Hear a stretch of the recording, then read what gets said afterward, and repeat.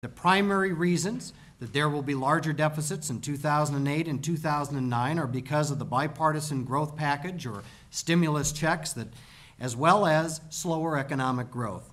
Earlier this year, the President and Congress, on a bipartisan basis, correctly agreed that action was needed for our economy and made a deliberate and conscious decision to temporarily increase the deficit in order to get money into the people's hands and spur consumption. The determination was made that getting the economy back on track was a higher priority than immediate deficit reduction.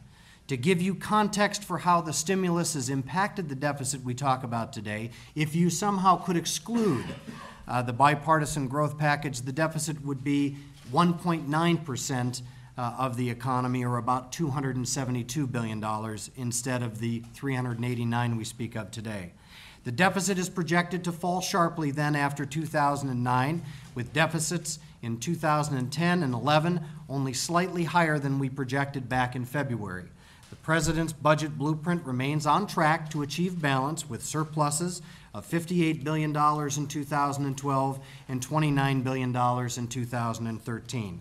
The important point to remember is that near-term deficits are both temporary and manageable if, and only if, we keep spending in check, the tax burden low, and the economy growing.